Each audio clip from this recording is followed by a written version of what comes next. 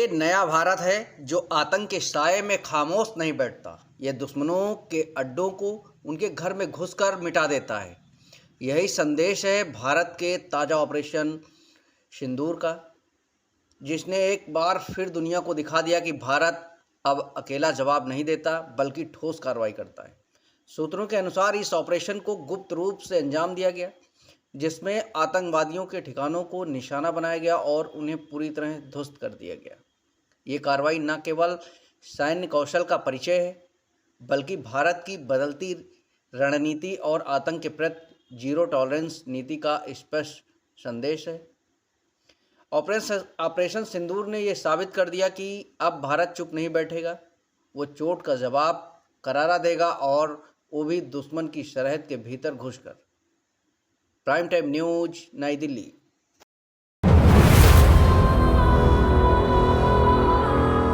21 मई आतंकवाद विरोधी दिवस। अब ये महज एक तारीख नहीं, ये नए भारत की पहचान है जो अब आतंक के खिलाफ चुप नहीं बैठता बल्कि घर में घुसकर मारता है।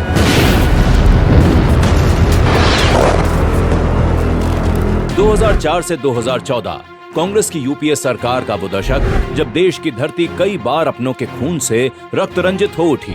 जम्मू कश्मीर में 7,217 आतंकी घटनाएं हुई, 2,829 नागरिक और सुरक्षा कर्मियों का बलिदान हुआ, और हर हमले के बाद कांग्रेस की चुप्पी ने आतंकियों के हौसलों को बढ़ने दिया। साल 2014 जब देश ने एक ऐसा नेता चुना जिसने कहा कि आतंकियों को भारत अब घर में घुसकर मारेगा, आतंक के खिलाफ जीरो टॉलरेंस की नीति से आतंक की जड़ों पर प्रहार शुरू हो गया, जिसका प्रत्यक्ष प्रमाण है ऑपरेशन सिंदूर में भारतीय सेना की वो कार्रवाई, जिसके बाद ना तो आतंकी भाग सके न छिप सके, और पाकिस्तान को उसकी हरकत का करारा जवाब मिल गया। 60 सालों में जो कांग्रेस नहीं कर पाई वो मोदी सरकार ने करके दिखाया। आतंकी घटनाओं में 68% की गिरावट और शहीदों की संख्या में 67% की कमी। ये आंकड़े नहीं, उस बदलते भारत की कहानी है जो दुश्मन की गोली का जवाब धमाके से देता है। मोदी सरकार में सेना ने सिर्फ हथियारों से नहीं बल्कि डिप्लोमेसी, इंटेलिजेंस और कानून से भी आतंक की कमर तोड़ दी। एनआईए एक्ट में संशोधन से विदेशों में जांच का अधिकार मिला। यूएपीए एक्ट के तहत आतंकियों की संपत्ति जब्त करने और घोषित करने का अधिकार मिला।